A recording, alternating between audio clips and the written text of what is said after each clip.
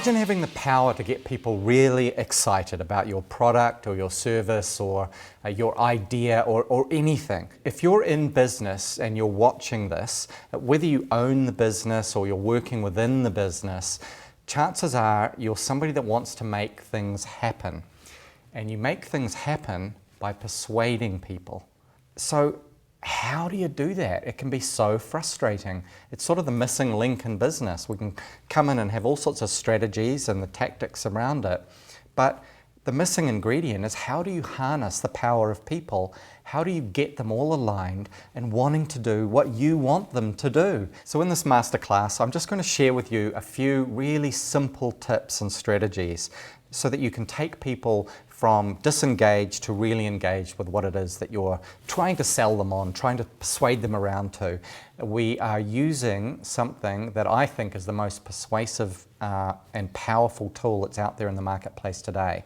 It's combining something very ancient with something very modern. It's combining storytelling with video. And you put those two things together, there's almost nothing that you can't actually accomplish in terms of getting people on board with what you want to get them to do and believe in and take action on. Now, the best way to learn anything is to be active. We learn through doing. So I'm not going to muck around here. I've got a very simple exercise for you. I want you to grab some pieces of paper, maybe half a dozen pieces of paper and a pen so that you can do some writing. So we all have business objectives. In business, we want to get something done, and it's sometimes difficult, it's sometimes problematic. We just want to achieve something, some sort of outcome. It might be that you need to sell more of a certain type of vacuum cleaner.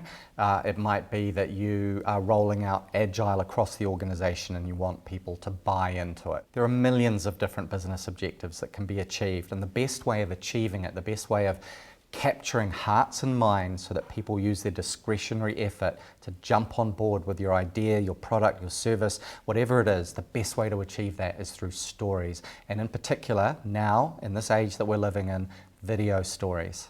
So you want to find that person, a key person that's had a direct experience with that solution that you're proposing.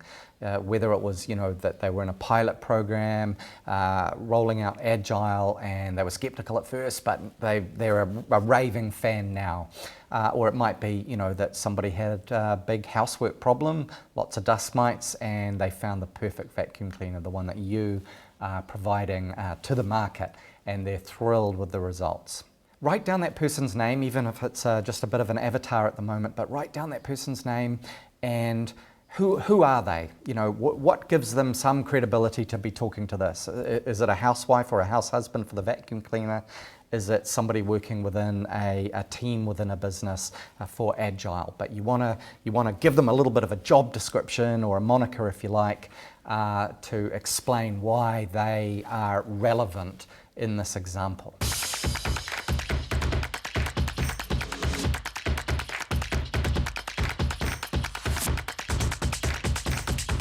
Okay, now write down on a second piece of paper the types of problems that person struggled with, the before the solution stuff, the stuff that they struggled with. Was it dust in their house and their children getting allergies and coughing and wheezing all night, and so therefore everybody had terrible sleep and everybody was cranky and there were fights at the dinner table, right? That's a series of problems for the vacuum cleaner. Or it could be, somebody that was having real trouble getting traction with staff until this new initiative and all the support systems around it were implemented in your organization, or at least perhaps in the pilot study. So what were some of these problems that they were facing, and how acute were they? Maybe write down the big one, and then maybe a couple of other kind of outcomes or flow-on effects and irritations that were caused because of that big problem.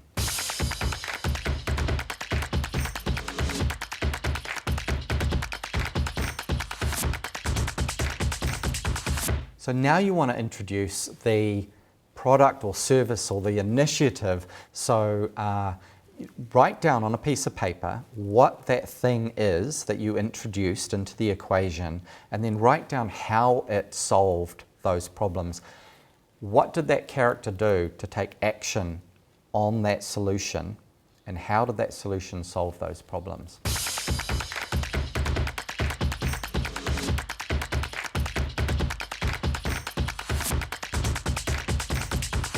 Now I want you to grab a fourth piece of paper, and this is, what does life look like now that that problem or those problems or those sub-problems have been solved? What does it look like?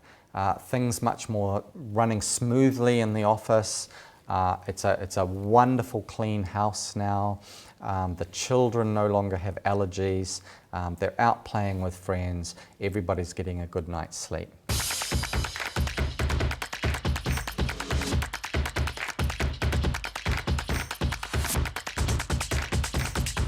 So this is your four-part story structure. It's a simple story structure. There are more complicated stories, but this one will serve your purposes for about 90% of the issues that you want to solve. It's always a little bit iterative. I would draft this as a story, perhaps write a paragraph on each of those points, flesh it out a little bit more, write it as a story, and then tell it to somebody and see what their reaction is. See if they were confused by any bits, if they didn't find it that compelling, because we all have blind spots. But keep it on a page, write it up as a story. You know, Helen is 30 years old and she's a stay-at-home mum and she's got 2 young boys and they've got a dog and a cat, and these kids are sneezing left, right and centre with snotty noses. Okay, that's a person and a situation, and then there's the problem, and then you can go into the solution. So one day a vacuum salesman arrived at their house and showed them 3 types of vacuum cleaners. She was really skeptical at first, but when she saw the demonstration, she fell in love with it immediately. She set about doing X, Y, Z. There was the living room floor, there was the kitchen. It worked beautifully, both on carpet and hardwood. And then what's happened now? The kids are great. They're sleeping through the night. Everybody's a lot happier. This was the best thing that they've ever done. The future is looking really bright, at least as far as, you know, their home life goes. And in fact, the kids are starting to excel even more at school. So everybody's happy. The future's bright. So that's a vacuum cleaner, but you can design any one of your stories around that sort of structure, but flesh it out a little bit and write it. Use a little bit of creative writing based on fact on a one-pager, and then run that by some people and see what's working and what's not. So how can these things be used? Well, let's say that you're in charge of a product line at work. You've got this great product, there's a whole bunch of people working in isolation on different aspects of it.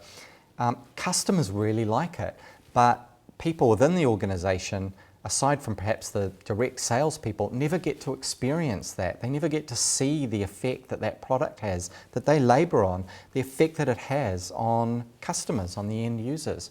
So you can actually tell the story about the effect that this has on a customer that had a problem. Think of the difference that can make when people that are kind of siloed within an organisation, within those 4 walls, and they don't actually get to see the effect that what they're making has on people and on their lives.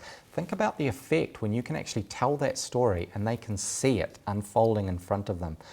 I've seen it. It makes a really big difference. Or imagine you're a change manager, or you're in charge of implementing and rolling out a new initiative. So many new initiatives and change programs actually fail, not because they weren't a good idea, but because people just never gained traction, because people never really bought into it, and there was no discretionary effort from people to make it happen.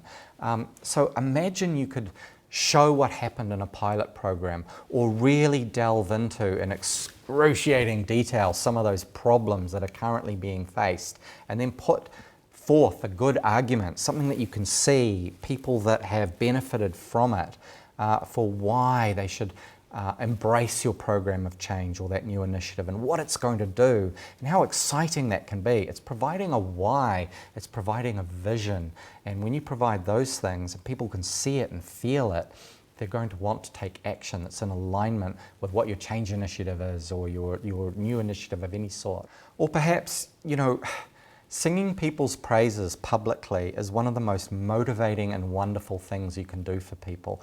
And so many people within an organization kind of work in isolation. They're siloed off. Other people don't understand what it is that they do or how they contribute or how important their work is. You know, imagine being a call center, customer service call center manager, and you've got an amazing story that's sort of indicative of so much that goes on in that call center, of how one of your people went above and beyond and actually helped serve a customer, and that customer was so thankful that they got in touch with you.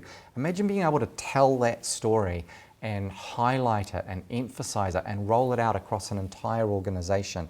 Not only will they relish being able to see what like an inside look into another aspect of the business, but the people in that call center will just feel so great that they've been called out and celebrated, and that other people get to see the good work that they do. It's very, very powerful. Whatever it is, there are simply millions of ways that you can use stories to motivate people, change behavior, win over hearts and minds. When you learn this fundamental, just like learning to drive or learning to write, it's a skill that you're going to have for life. It can take a little bit of learning, but the ability that you're going to have to leverage human stories, real life examples out there that do justice to the things that you're trying to get across the line, to the things that you're proposing, to the things that you want people to take action on. It's absolutely invaluable. It's so powerful. And when you harness that power that stories have, and you bring in that very modern technology of film, video, moving image, the sort of thing that has moved people so powerfully over the last 60 or 70 years, but that we now have the ability to do cheaply and easily, then you're really onto something incredibly powerful. Video is visceral, right? It brings other people's experiences, locations, habits, ways of thinking, their emotions. It brings it right there from far away in a different time perhaps, straight into the eyeballs and the brain of that viewer. There's been a lot of research on recall for people watching videos, especially when their emotions have been engaged and the information is relevant to them. Generally speaking, people can retain about 90% of the information in a video story, as opposed to about 10 or 15% in written text. That's in recall over the same amount of time, the same lag time between watching or reading and needing to recall it. Pretty amazing difference. We're living in an age where so many people now are learning and digesting through video. So if you want the competitive edge, it's about using video, but using great storytelling in your video. And the good news now is that you don't need to hire really expensive video production companies or have a videographer that doesn't necessarily understand the ins and outs of your business or cares more about cool equipment and lights and gimbals and whatnot. You don't need to rely on those people. Why? Because we have incredible computing power in the palm of our hands in the form of phones.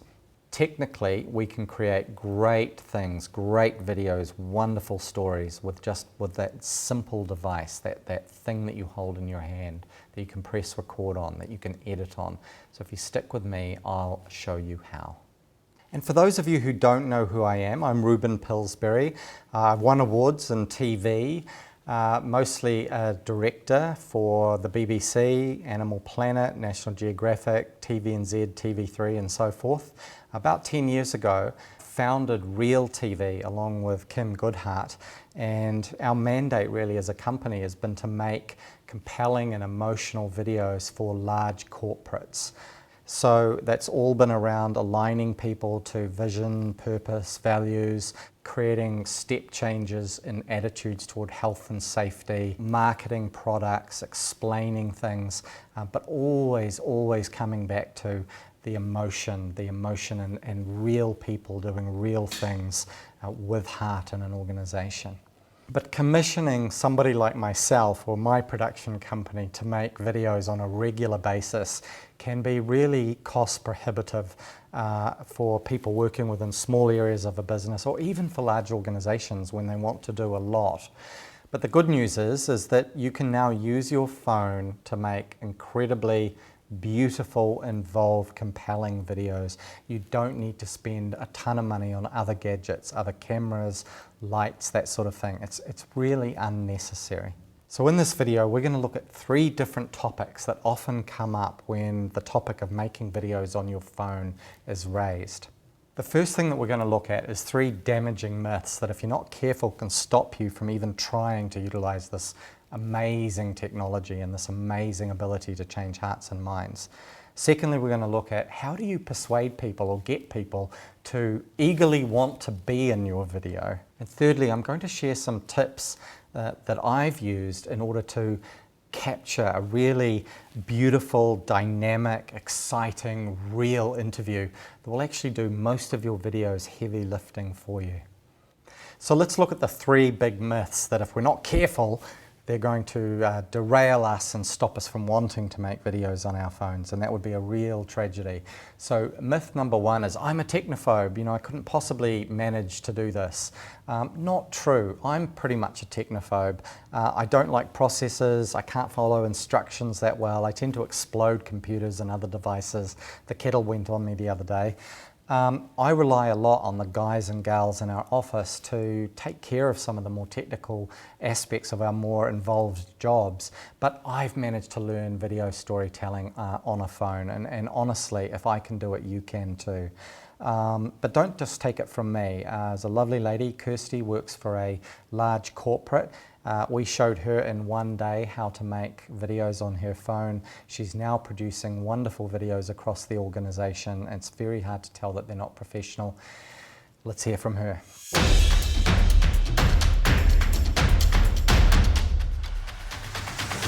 My name's Kirsty. I am a technical vet. Our communications manager introduced us to Real TV, and I learned a lot more than I thought I was going to be honest. I had no idea where to start when it came to editing a video. I just didn't think I could do it. And I just couldn't stop playing with the new skills that I'd learned afterwards. I found myself standing in a paddock with another vet, interviewing them, and all of a sudden I'm aware of all these things like, oh my goodness, there's a plane flying overhead, that's going to ruin my video. Right, take 2. You feel like your own little Steven Spielberg. I think the thing that I've enjoyed the most about making the videos is just the fact that I never thought I'd be able to do it. I'm actually quite a technophobe. I'm pretty rubbish with most technology, and to learn that there's something out there that even I can use to make things that people can't tell are professional is really amazing. Myth number 2 is, I don't have enough time to learn this stuff. That's not entirely true. If you care about something, you make the time. It's about prioritizing time so that you can save time in the future. When you're able to make your own videos that highlight the causes and things that you want achieved and actually persuade people over to it, that's going to save you so much time. And just think of the number of people that can watch a video that's been done once and all get persuaded to it, rather than you having to do all that legwork and all those private conversations and meetings yourself. That takes time. So take, for example, Angela, who works at a large corporate, and she just decided to spend a couple of hours each evening for a very limited period of time learning this new skill, and now she's able to make really compelling videos that do huge things for her. Let's take a listen.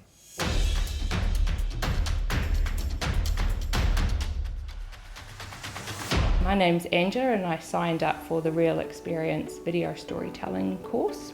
I joined that course because I'm really interested in the power of video stories to influence people. I've got lots of ideas and messages that I want to put out there, and I'm aware that I don't always have the loudest voice, but what I've found with video storytelling is I can take the time to construct a video, and that has so much more of a powerful impact than me trying to convey the message in my own words. A lot of video storytelling courses focus on equipment and technical stuff, which is quite boring. The main difference with the Real Experience is learning the art of crafting a compelling story first and foremost. All I had to do was watch a few video modules and work my way through the workbook and exercises, and I was amazed that a compelling video story popped out the other end. The people I showed it to couldn't believe that I'd made it myself. Reuben jumps on live sessions and he will personally give you feedback on how you're going. You've done such a great job, Angela. It was very clear what those messages were early on. He's honestly one of the most encouraging teachers I've ever come across. So I'd recommend this course to anyone who has a passion or an idea that they're wanting to pass on to other people. What you get from it is all of Kim and Reuben's years of experience condensed into a very concise course, and that's amazing value for money. Myth number 3 is I already make videos, and that might be true to a degree. I mean, I can pick up a pencil and I can write, but I can't write like Tolstoy.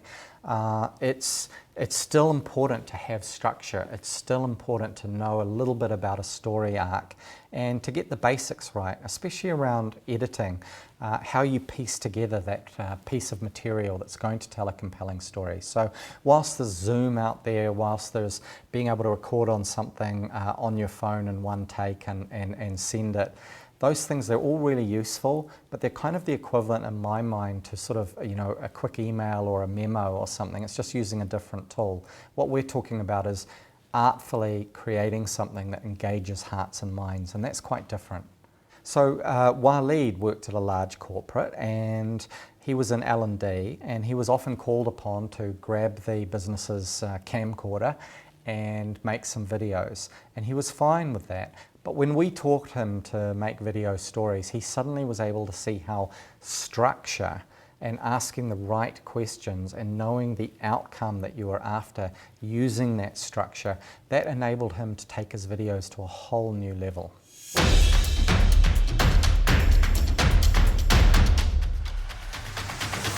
My name is Waleed Hussaini and I work for Mitre 10, and I create all of the e-learning modules and do a bit of filming. We attended a full-day workshop with Real TV. I have a bit of experience filming, but what I got from the course was not only just storytelling, but also every decision that you make, everything that you do in a video has to have a reason behind it. I got this at the workshop. This is like my go-to when I'm structuring a video. So like just to make sure that I cover all the main points, the intro, problems, and then how we've solved them. The beautiful thing about the video is that if you get it wrong, you could just edit it. See, it's not just one take. You can have like multiple opportunities to sort of deliver the same message until you get it perfect, and then yeah, you can deliver that one. The workshop sort of showed you how easy it is. You don't need a big camera, you don't need expensive equipment. All you need is literally your iPhone and just film. Yeah, it's good. Yeah, you like it? Yeah, it's fun. I love it. I love it. I love making videos. So if you're really interested in making things happen, is the way I like to call it, which is what we do in business, either within a business or when we own the business, or externally with consumers or internally with our people. If you really want to make things happen, then learning the art and the craft of video storytelling on your phone is going to be one of the most important things that you can learn in this new age. So just put aside some time to learn this simple skill. You won't regret it. The next thing that people talk to me about sometimes is, how do I get people to be in my video? And people are really worried about that because in a sense you're having to face rejection, right? I mean, you approach somebody and nobody really wants, I mean some people do, but nobody really wants to be on camera. So if they're asked directly, hey, do you want to be in my movie, or do you want to be in a video? 9 times out of 10, people just say, no, thank you. A, they don't want to look like an egotist. B, they're genuinely worried about what they're going to look like. C, they're really busy. D, they're scared of the unknown. So before asking them, do they want to be in this transactional relationship called being in a video, what you want to do is talk to them about your bigger mission, about what it is that you're trying to achieve, about how you wish more people could learn from so-and-so, about what they did, and you're just really pleased that that person had that experience. And And frame it with that bigger why about what you're trying to achieve, what you're trying to let people know about, and that in fact you're doing it with a video, and that you'd really love it if this person could just take a little bit of time to be in it. So it's just approaching it from a different perspective. The other thing is that people really worry about what they're going to look like and whether they're going to be humiliated or look silly. So what I always tell people is, look, I will show you the video, and if you're uncomfortable with anything, you let me know and I'll take it out. And that erases a huge amount of fear for people. So that's a really good technique to get people in. Get them on board with the why. You know, it's not about flattering because it's honest, but actually let them know that they're a fantastic story that could do a lot of good. And would they be so kind? And then just let them know that any mistakes will be edited out, and that they get to see the finished product. The important thing is that if you don't ask, if you don't do, then you don't get anywhere. So get started, make a start on it, and you will get better, you will get more confident. When you're a little bit more confident of your own ability, that translates and the person sort of picks up on that. You can be a bit charming about it, and they'll say yes. The other thing that happens is that if you start making these videos a little more regularly, people will actually see what it is that you're trying to do. They'll see the form of the video, they'll know that it works, that it's good, and actually that people shine when they're in your videos, and everybody wants to shine. They may not want to admit it, but in fact to finally have somebody take notice that they've done something special, that they're worth rolling camera on, that their story is worth telling. Deep down, so many of us yearn for that, and unfortunately Kim Kardashian has cornered the market instead. Look, ultimately it's about building trust. Once they trust you, you'll be getting yeses all the time. So now I want to just share some insider tips that will help you to capture an interview that is exciting, that's dynamic, that's real, that feels like you've got, as a viewer, you've got the inside scoop on something that is really powerful and authentic and beautiful.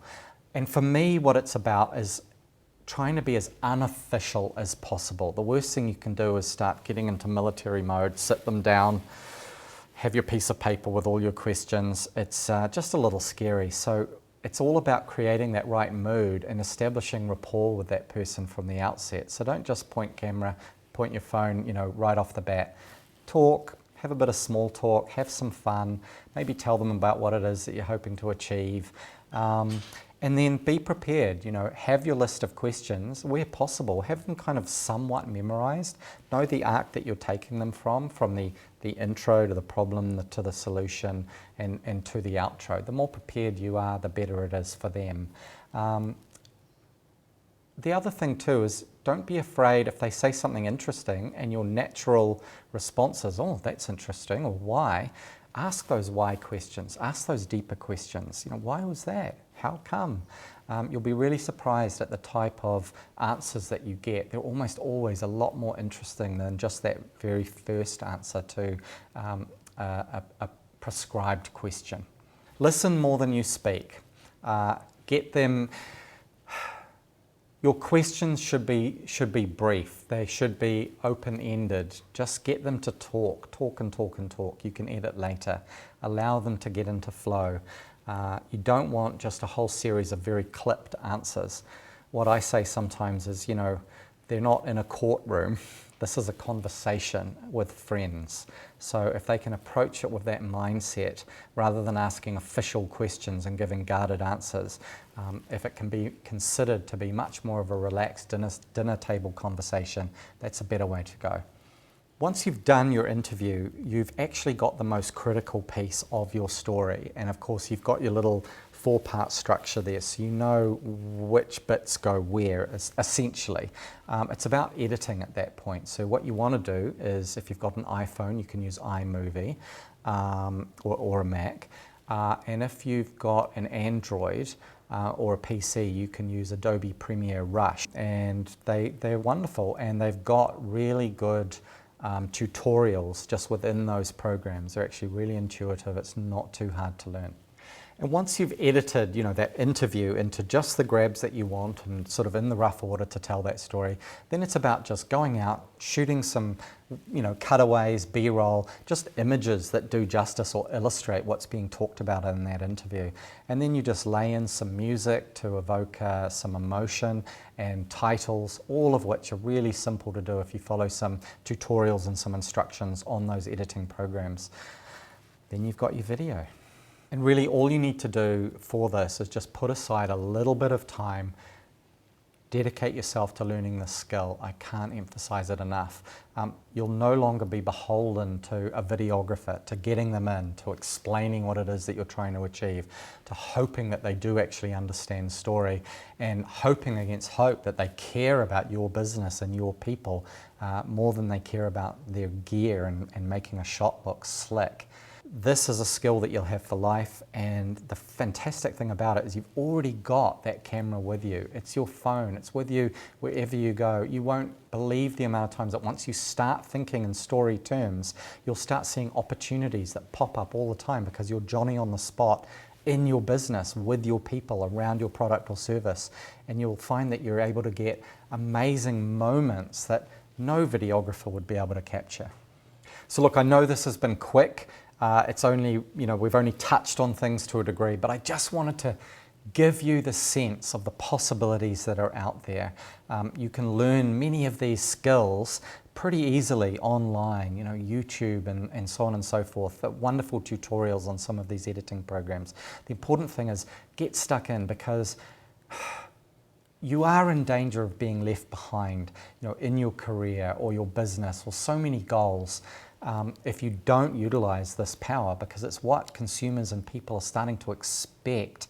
And also there are people coming through, that are young, that just have grown up with this. And it really is something that if you want to keep that competitive edge over the next decade, this is something that you owe yourself to learn. So dedicate some time, have some fun with it, get out your phone, have planned your story a little bit, get to know that person that is indicative of that story, and do some shooting and do some editing and end up with a video. And you know what? Your next video will be better, and your next video will be better. You can take your career, your business to a whole new level. I just wish that I could impart to you what I know in a way that you would absolutely believe it. I'm sending you good vibes straight into that lens because I've seen this work. I've seen this work over 20 years, and we're now at this amazing tipping point where I don't have the power, you have the power. Embrace it. Thank you so much for watching.